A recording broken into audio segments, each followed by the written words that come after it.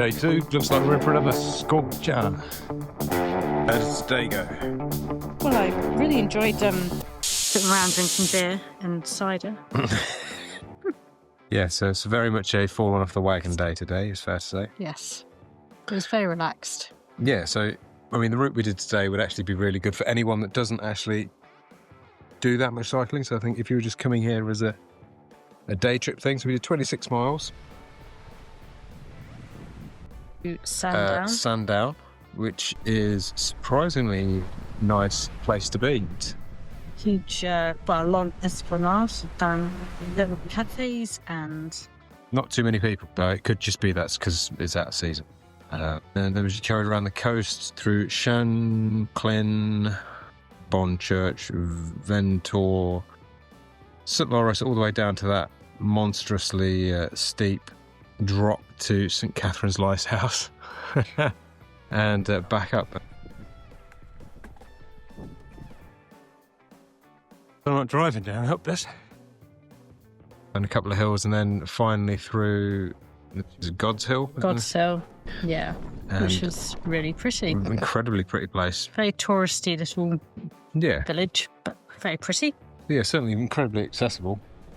Easy to do, really. I mean, there are some hills, but it's not unreasonable. I'm hoping this hill finishes soon. What stats did we have? Average 10.2 miles an hour, 2.5 hours, 483 metres ascent and 488 descent. So after this weekend of what was affected, or not weekend, a couple of days really, that was the test tour. What do you think you needed to do for the jog? Get fitter. But you say get fitter, do you mean stronger or? Yeah, my cardio is fine. It's literally just the legs getting tired towards the end of the day, and then the next day my legs felt a bit tired going uphill. But no other problems with the bike? You've not got any? No, absolutely not. So yes, lifting the handlebars, have no shoulder ache anymore. Trying several different saddles. The one I found is now the saddle for me. Perfect. Yeah, and like an idiot, I decided to test out a brand new saddle. So I had to give up on my Brooks. One side of the saddle collapsed. I've heard people talking about collapsed saddles before, but you basically see one side is literally gone, the other one's rock solid. It just ended up with massive bruising, which is why that one had to go away, and I had to get a new one. And I went for a Cell SMB, which it looks very unusual shaped, and I wasn't particularly convinced. And I used it first for like an 18 miler, and it did seem to be causing me a bit of bruising, but I can honestly say now, after 2 or 3 days, it's fine. So I'm quite happy with that. I'm confident that'll be the saddle.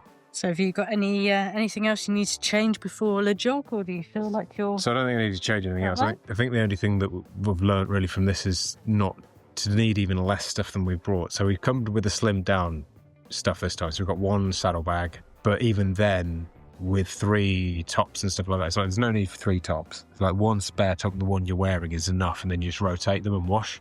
It's really insignificantly small amounts of weight, but it will add up, yeah. So I think that's the trick, just carry even less than you think you need. And again, let's think again, because it's the UK, if you did need something, there's a shop. There's always a shop that you can buy something. I would say, yeah, you wear what you wear and one spare. Yeah. In case you get... In case you have an accident. I was going to say shat on by a bird. Or shat yourself. It's so bad, yeah.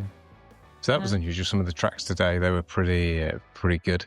Farm tracks and sand tracks and heavily gravel tracks, and yeah, it was a bit of an adventure. Yeah, a bit slidey all over the place. That's nice though. It was beautiful, and it's just so much more relaxing when you get away from traffic. Absolutely. So I mean, tyre-wise, I'm going to leave them as they are, but then we'll look at changing them out for something a bit more robust when probably post the jog. If anyone is visiting the Isle of Wight, what I would recommend is to stick to the Red Squirrel Trailway. See, I'm not that drunk, I can still say that. But yeah, I'm sure that is the right name for it, isn't it? And that goes all the way around the place. I'm not going to try and say it.